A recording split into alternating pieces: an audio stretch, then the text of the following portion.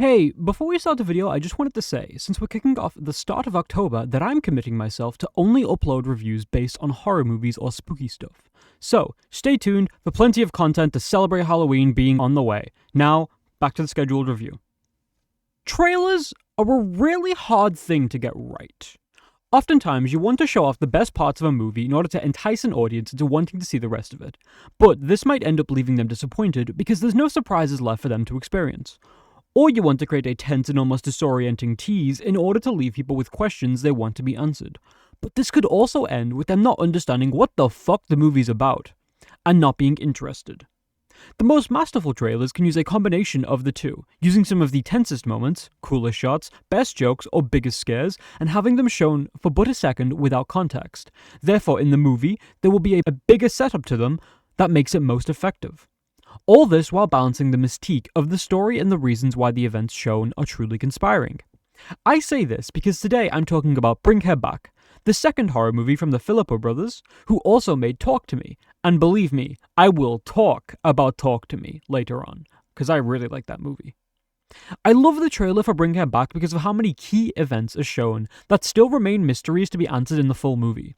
And the overall air of discomfort has such an oxymoronic effect where it entices me even more to watch it. And the air of discomfort absolutely perpetuates into the full movie.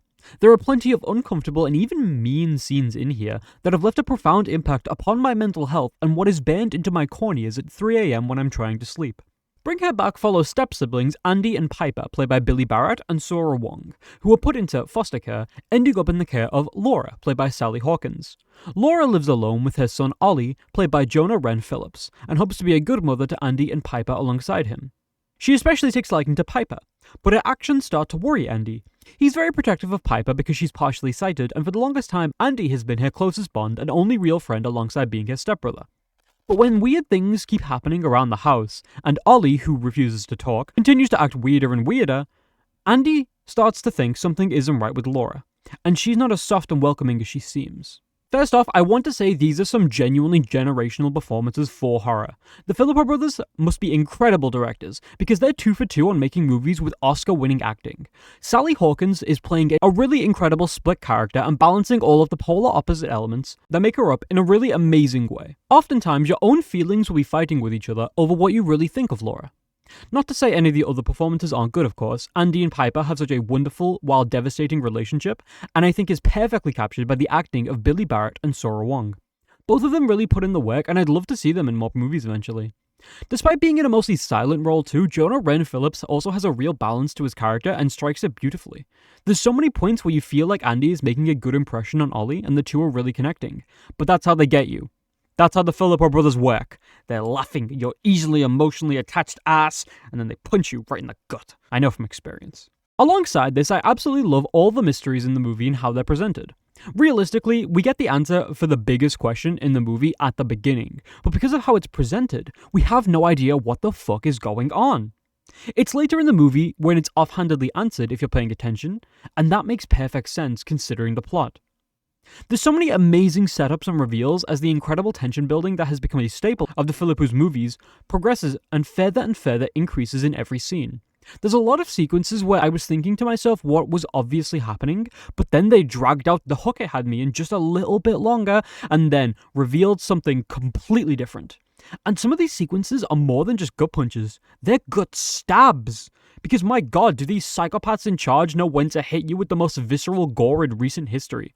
There was a point where I genuinely had to try hard to convince myself that it wasn't real blood coming from someone, and my face was positioned exactly like that "I'm so fucking scared" meme. I find it really hard to talk further about the plot of Bring Her Back because the title, trailer, and beginning of the movie give you enough clues to put together to figure out exactly what is going on, but each mystery adds a new layer that has you questioning yourself, especially with how Ollie fits into everything. I find his entire character one of the saddest things in the movie, and the way you can really sympathize with all the characters to some extent is something that really elevates the movie because of just how strongly written and acted they are. Andy is a flawed person who has had anger problems and lashed out in the past but genuinely hates himself for who he has been and wants nothing more than to stay with Piper and make up for the past, proving that he's changed and enjoying all the good times they have together. Piper is meek and shy and struggles socially, so she isn't great at picking up on the cues of manipulation, and even that's a soft word for what she's put through. but despite her disability, she remains scrappy and has a will to live that would make Jigsaw impressed. It's also really impressive how much is done with such a small cast. Outside of the core four, there's literally 3 other characters, 2 of which are borderline cameos because I don't remember if they say anything. And another is only in 2 or 3 scenes, being a social worker who used to be good friends with Laura, since that's their former job. And even despite this limited cast, they really create such a compelling horror thriller that has some amazing effects on the gore and viscera. My god, are some of these scenes disgusting? Like, down to my core I feel them.